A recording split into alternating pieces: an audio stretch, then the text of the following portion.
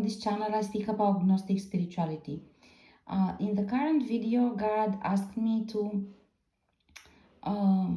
give an example of how revenge and personal intervention can delay or disturb completely God's plan to help you. Yeah. And God chose already an example that He wants me to talk about. God showed me one of the examples which I already presented in the previous video, and He wanted me to explain two different issues. So God referred to the situation which I described in the last video, and I will just briefly sum it up again for those who didn't watch the previous video, whereby I was attending consultations on a specific file abroad. We were on a delegation abroad, and another head of delegation complained to me about an incident whereby one of the Romanian MOD men abused a woman in his delegation, basically, that he made sexual advances, and that he, although she refused and rejected him, he was insistent, and he wouldn't accept no for an answer. In the end, as I understand, they had a fight, and he stopped, but the complaint was that he crossed boundaries and it was unacceptable. His behavior was unacceptable, right? And I explained in that video that I apologized to the head of delegation of the other country, and on behalf of the individual, and I reassured him that I will put this in my report, and we will deal with the situation in Romania, in the capital. And basically that was it. Then when I got back home to write my report, beginning with my director, who was a woman, and then on hierarchy, the director general as well, and the MOD individual, the head of the structure, basically, because it was MOD, but it was a structure which was under MOD authority, and it was how to say, it was working with MOD people, but it was not the MOD institution as itself, but a structure which was under MOD and with MOD people. Anyhow, the head of this structure was also allied with them, everybody basically bullying me into not including the topic in my report. And I mentioned in the example yesterday that I refused. I included this in the report in the end, in spite of all their hate and scandal and so on. And a few months later, I was told by the Director General in MFA that the individual, the head of the delegation from the other country, made full report to the Secretariat of OSCE and NATO about the situation. Yeah. So in the end, it turned out that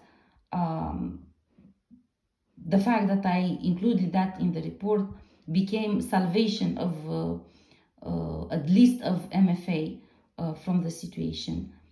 So it became positive that I did not erase the topic from the... And now God wanted me to explain a little bit more in detail the situation, because after I finished the video, God showed me a little bit more details. I never, how to say this, I never took the time to actually analyze more of this situation, because I just feared, I feel it was too much negativity in it, first of all, and second of all, to me, it was all clear. It was nothing that I needed to learn more about. For me, from my perspective, everything was clear. I was the head of the Romanian delegation. I was approached by another head of delegation from another country who made a complaint. By my procedures, I was forced to introduce in my report whatever he said, irrespective if it was true or not. Even if he would have said the stupidest thing on the face of the planet, I was still supposed to write it in my report. This is the procedure. You always include it in the report, particularly when he asks you to report about that. You let me be more clear for those who don't have any experience in institutional work. You include in your report many things that you discussed with other delegations, most things. Even most times they don't necessarily want you to include that in your report. You still include it. It's part of your job. It's the procedure. But even more so if somebody asks you to report back home something. It's your job. You have to do it. It's moral, it's ethical, it's a professional ethic. You have to include in your report. Even if he is, let me say this, even if he's crazy and he's saying stupid stuff, you still have to include it. Why? Because there are some structures in the Romanian institutions which must learn that there is a crazy lunatic who's talking bad about Romanian delegations. So it doesn't matter from which angle you look at the situation. It doesn't matter if you believe what he says or not. You still have to include it in your report. There is no way that you leave it out. It's not acceptable that a topic is brought to your attention, especially by a head of delegation, and he specifically asks you to inform your capital and your institution, and it's not. I cannot even imagine in my head how somebody would just simply leave out such information. Honestly, I'm telling you. So for me, it was nothing complicated. It was very clear. I had to inform. I had to include it in my report. That was not a call of judgment on the situation. Always, otherwise, always a report. Also, for those who are not familiar with it, the report is always written in a very observant type of mode. This individual said this individual said that, this individual said this individual said that. This is how a report looks like, yeah? Especially when you talk about military issues. And then, after you make the full report of what happened there, you have a separate section of the report in which you put your personal evaluation. And this is the title of the section, evaluation of the discussion. And there you make your personal opinion. You write your personal opinion. I evaluate that this is true. I evaluate that this is wrong. We think that this one is lying. We think that this one is saying the truth. Whatever you want to say, your personal evaluation, that is separate. That is so in your report you have to make a distinction between the section in which you simply report what has been told, said, discussed, presented in any kind of meeting, yeah, and then in a totally different section, very clearly distinguishing between the two sections, you have the option of making your own evaluation, and then another section in which you make recommendations, what can be done about it, yeah. So for me, it was stupid not to include it in the report because it's against the rules. I even told them, I said as they were all yelling at me not to include it in the report, I said, I don't understand why everybody is against it. Because if this individual came to me as the head of delegation of Romania to complain about somebody from Romania, then you can bet your ass that he's gonna go around and tell others as well. So it's best for us to inform and take a stance on this matter and do some damage management in one way or another, than to just leave it like this and let this man go around and tell these things. It's not acceptable that you expect me to just pretend like it didn't happen. Plus, I'm pretty sure he's gonna he's expecting us to do something. He's expecting us to, and I have a number of proposals that I already prepared for these situations. Oh, they went crazy completely when I told them that I have proposals. And they said, I don't understand why everybody's so angry. And the guy from MOD, he was very angry at me, and he said, I did not expect from you that you will do such a thing. And I said, I don't understand. Listen, I'm a woman, and I'm not siding with that woman necessarily. But if this is true, I don't even know who's this man. I never met this man who is accused of this situation. But if this is true, then you need to deal with this. You need to teach.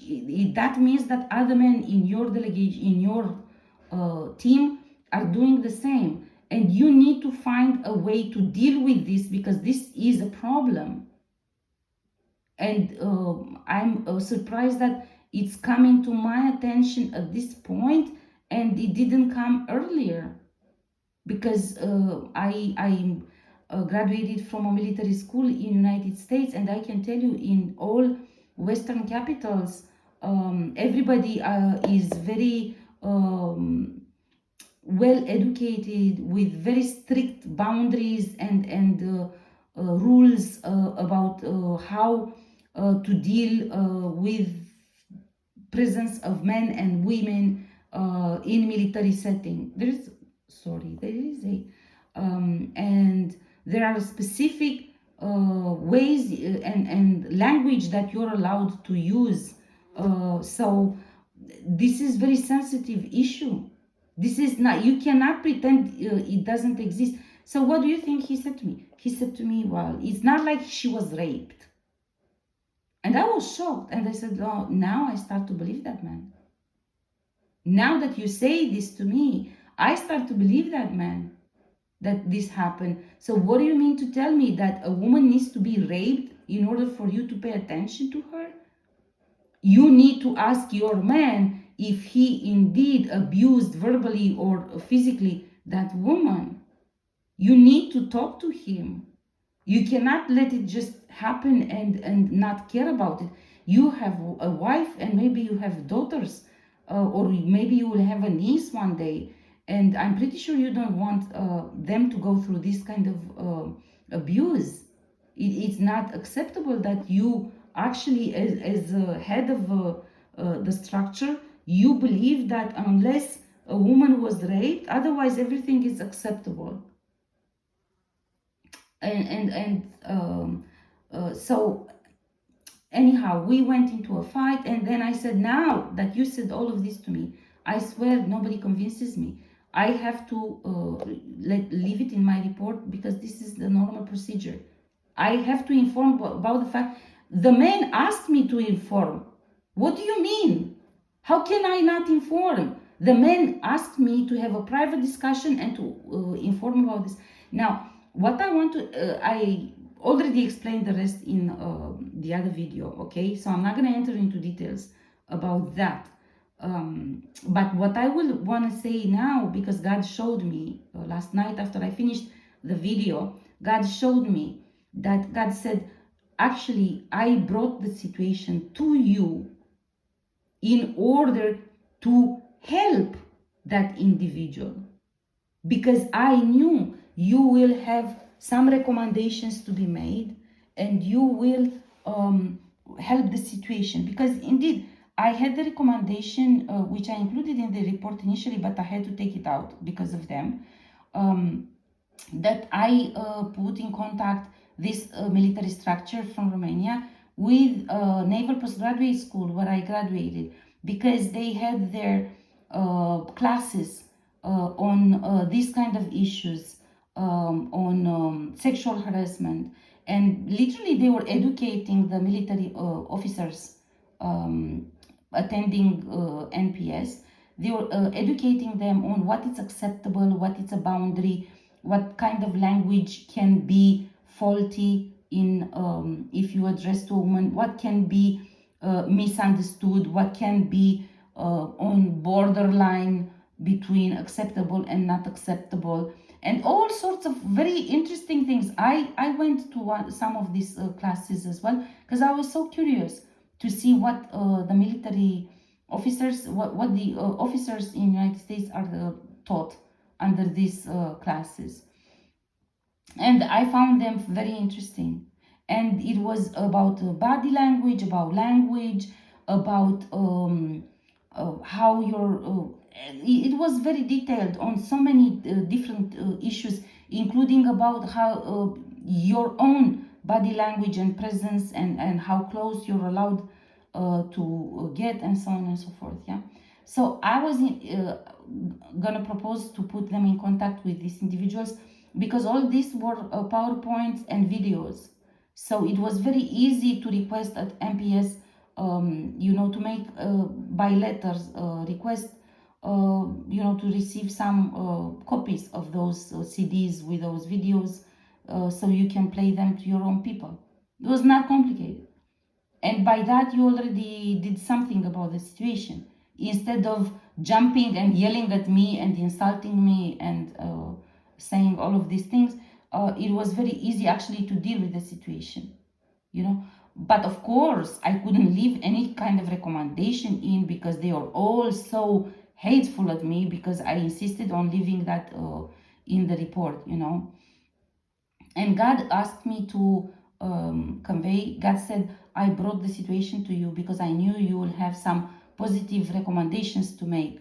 And instead, the individual who was in this situation, along with this head of the structure, they both started a huge scandal, not only in MFA, but with my boss and my director general against me. But God showed me that afterwards, he literally started a revenge campaign against me, and he went to MOD, and he said that I was interested in him, and I made advances to him, and because he refused me, this is why now I am slandering his name and saying lies about him. But that there is no the foreign delegation complaining about him, and this is the lie which I invented because I'm upset because he rejected me.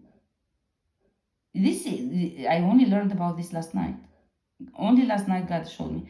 And because God said, I brought him to you because I knew you're going to help him. And I said, then why the situation escalated so badly? And God showed me, because instead of sitting on his ass and waiting for this to play out, he started revenge at you, and he started slandering your name, and he started saying lies in order to cover up everything. So they allowed you to put it in your report because they couldn't force you, couldn't coerce you to take it out.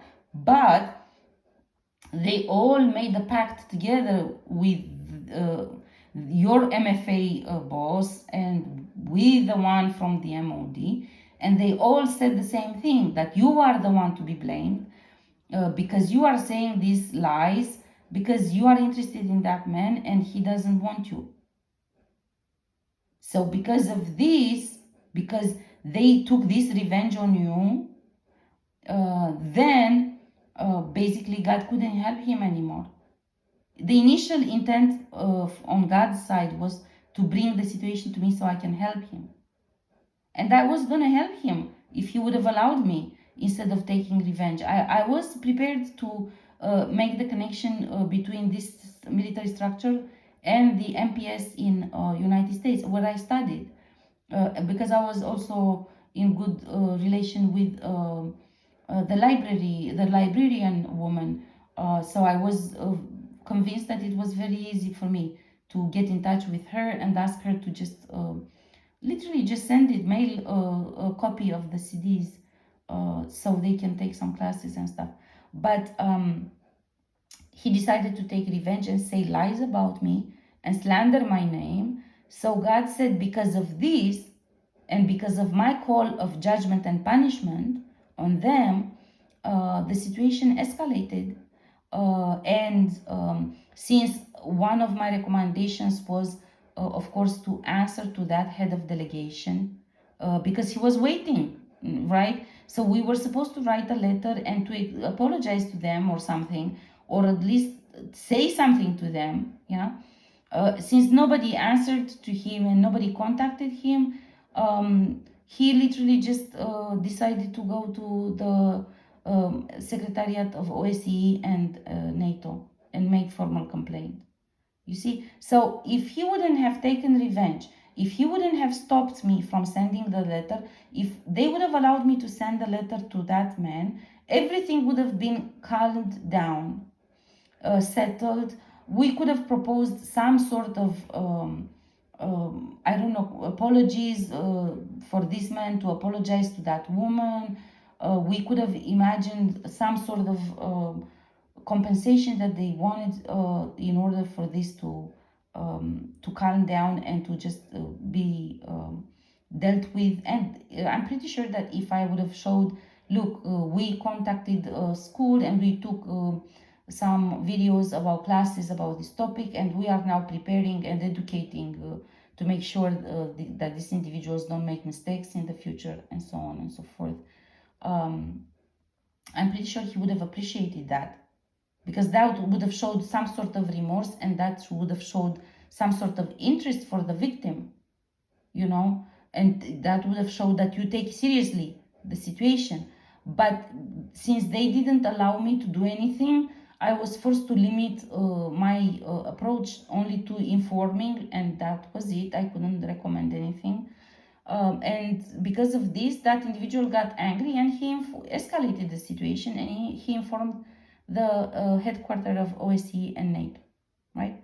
So this was what the revenge succeeded in getting for him. Instead of sitting quiet because he was guilty, instead of sitting quiet and waiting for this to play out, he decided to take revenge on me. It was my fault now because he created the situation. And to say all these lies, and not only that, but he convinced everybody else to side with him and say the same lie. Can you imagine how crazy? And this is why the situation escalated so much. So this is how revenge and anger and all this hate that they were sending towards me, this is what it achieved. Basically, the escalation of the situation in such a way that they had more to lose than me, not me, because I was in how to say this, in good faith and with pure heart intentions all the time. I just had the situation that I had to deal with, and I had to deal with it according to procedures and according to my conscience. It's not possible for me to literally just ignore that this was reported to me. This was a formal complaint that was made. And second of all,